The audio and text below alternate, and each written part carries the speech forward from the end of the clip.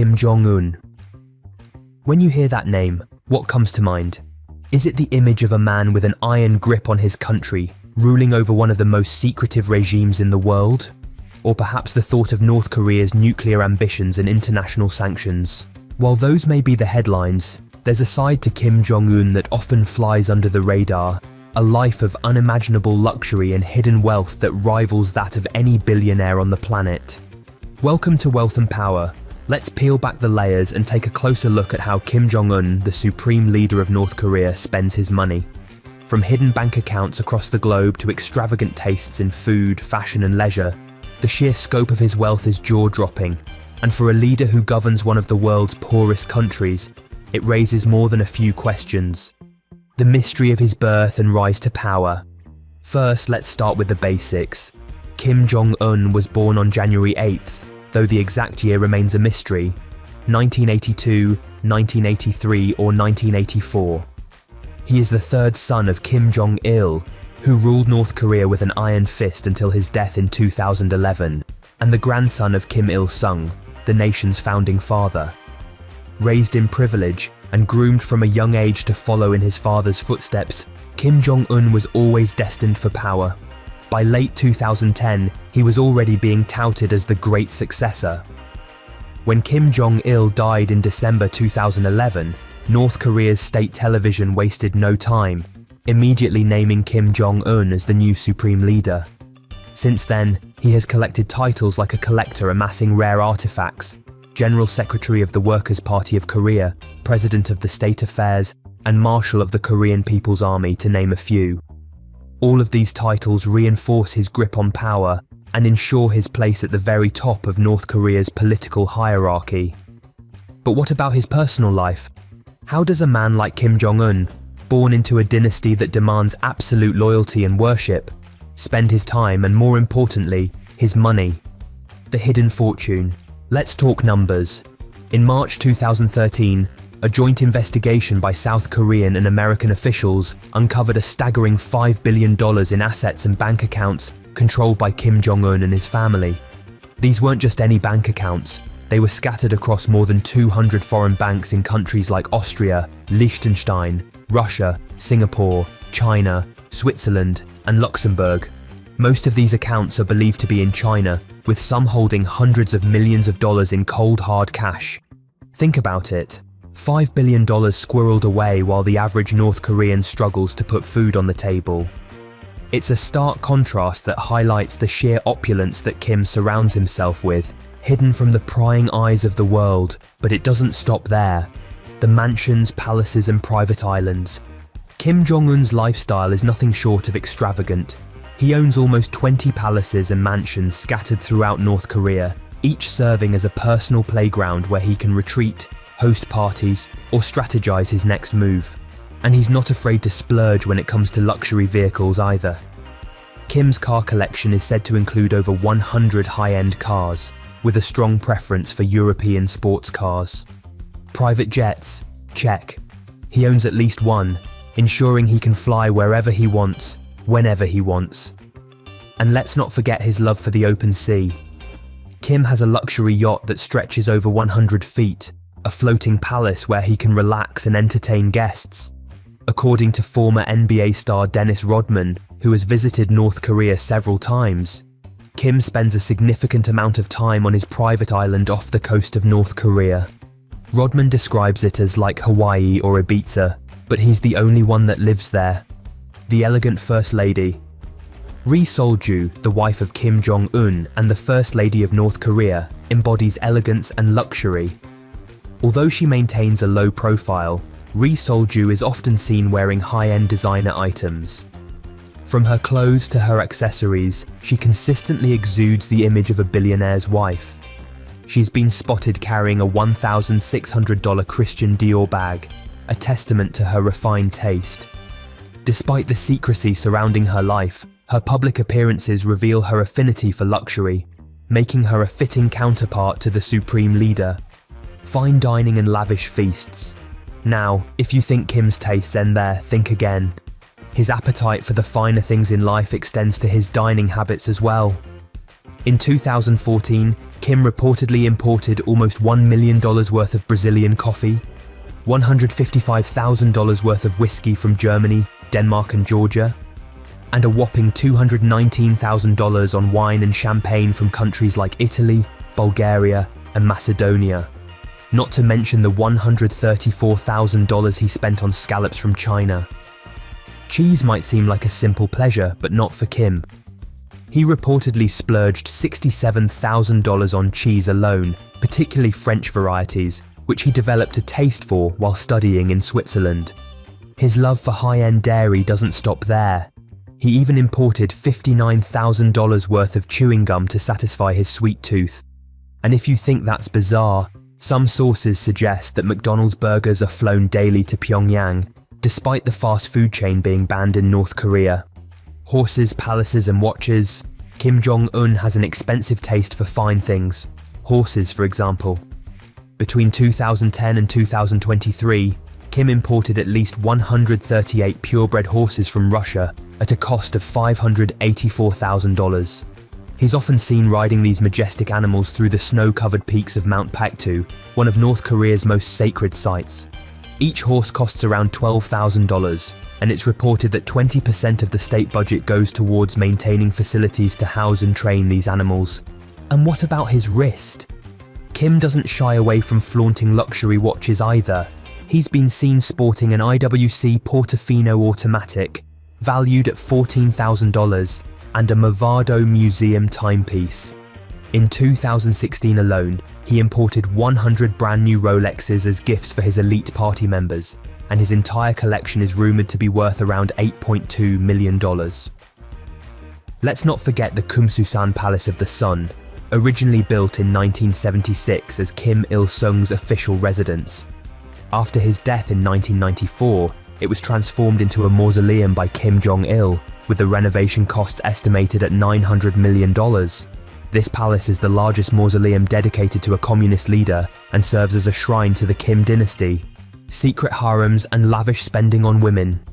And then there's the matter of his so-called pleasure squads, groups of about 2,000 women and girls reportedly kept to entertain North Korea's elite. The cost of maintaining this secretive entourage is as extravagant as it sounds. In 2016, Kim reportedly spent $3.8 million on lingerie alone for these women. According to reports, they are sorted into different units, with some trained to sing and dance, others to provide massages, and a select few to serve more explicit purposes. It's an unsettling glimpse into the personal excesses of a leader whose people often face shortages of basic necessities, statues and self-aggrandizement. But Kim's spending doesn't just stop at personal luxuries. He's also keen on leaving a legacy. And what better way to do that than by building statues? Statues of himself, his father and his grandfather, Kim Il-sung, dot the North Korean landscape. In fact, he spent an estimated $46 million to build his own statue and bronze statues of his father and grandfather. Beyond that, he's ordered the construction of 45 additional monuments and statues in the last 5 years, spending around $160 million in total. It's all part of the larger-than-life image he's crafted, a leader deserving of reverence, respect, and, of course, a bronze likeness on every street corner. The great successor's expensive policies. Kim's policy of Byungjin, the simultaneous development of the economy and the country's nuclear weapons program, comes with a hefty price tag. While he has pushed forward with consumer projects and construction developments in the country, these are often overshadowed by the massive investment in military infrastructure. In 2018 and 2019, Kim took part in landmark summits with former South Korean President Moon Jae-in and former US President Donald Trump. These meetings, while historic, ultimately didn't lead to any significant progress on denuclearization or the reunification of Korea. However, they did offer a rare glimpse into Kim's diplomatic side, something the world had not seen before. Yet, behind the smiles and handshakes, the reality remains. Kim Jong-un's North Korea is still isolated, and his nuclear ambitions are as strong as ever. Crazy expensive things Kim Jong-un owns. So let's dive into a few of the most expensive, mind-boggling things that North Korea's leader has acquired. And trust me, some of these will surprise you. Let's talk about the Ryugyong Hotel. Picture this, a pyramid-shaped 105-story skyscraper piercing the Pyongyang skyline. Construction began in 1989 under Kim Il-sung and was completed 26 years later in 2015. This architectural giant is often referred to as the Hotel of Doom due to its eerie, unfinished appearance for many years. Now completed, it stands as a strange monument to the North Korean regime's ambition. Ever seen a more intimidating hotel? Moving on to the next, Air Force. Kim Jong Un boasts an air force with around 110,000 personnel and approximately 940 aircraft. Most of these planes are Soviet and Chinese models, ranging from fighter jets to attack helicopters. And then there's the quirky addition of the Antonov An-2, a propeller-driven cargo plane. You could say it's a mixed bag, but one thing is certain, Kim Jong Un's aerial assets are no joke. Now there's the Masikryong ski resort. You might not think of North Korea as a ski destination, but Kim Jong Un begs to differ. Perched atop the 1,360-metre tall Taehwa Peak, this ski resort features a 120-room hotel with pyramid-style towers, and it can accommodate up to 5,000 people. Built on Kim's orders, it's equipped with everything you'd expect at a world-class resort. How many North Koreans do you think get to enjoy this winter wonderland? Let's talk about the mystery phone. Rumour has it Kim Jong Un's phone of choice is an HTC model, but nobody knows for sure. Why? Because his security network is designed to keep every conversation locked down tighter than Fort Knox. It's the ultimate spy gadget for the ultimate secretive leader. Coming in next, private golf courses. Forget about just one. Kim Jong Un owns several of the best golf courses in North Korea. Maintained by workers employed by the government, these courses offer a luxurious escape for the leader and his inner circle. And if the stories are to be believed, Kim Jong Un has never lost a game. Go figure. After that, we have military ships. North Korea's naval fleet is massive, boasting amphibious assault ships, destroyers, frigates, mine-laying vessels and patrol vehicles. These ships don't just look intimidating, they cast a dark shadow over the entire region. It's a reminder of the ever-present tension on the Korean peninsula. This might surprise you. A piano collection. Kim Jong Un reportedly owns more than 20 pianos spread throughout his many homes. And here's the quirky part. He plays them daily.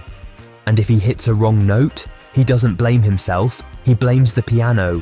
That's one way to deal with mistakes. Considering that a grand piano can cost upwards of $170,000, importing 36 of them amounts to a staggering $6,120,000.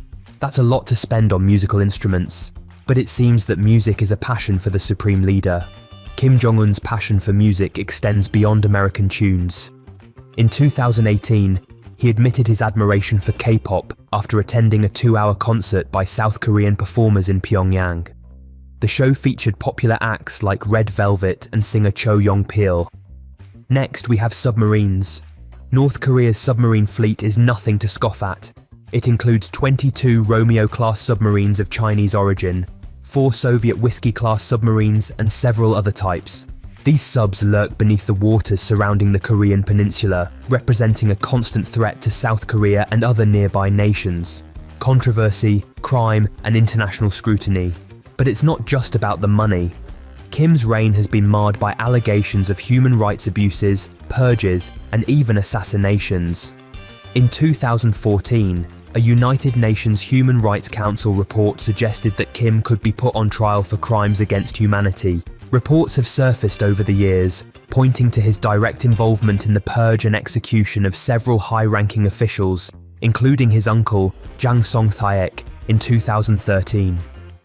He is also widely believed to have ordered the assassination of his half-brother Kim Jong-nam in Malaysia in 2017. These acts, combined with his lavish lifestyle, paint a picture of a leader who is both feared and revered, a paradox of power, wealth, and brutality. The future, what lies ahead? So, what's next for Kim Jong Un and his hidden wealth? Is it only a matter of time before international sanctions begin to bite harder? Or will he continue to find ways to maintain his luxurious lifestyle while his people struggle? And what about his nuclear ambitions? With tensions between North Korea and the world still high, how will he navigate the future? These are questions that only time will answer.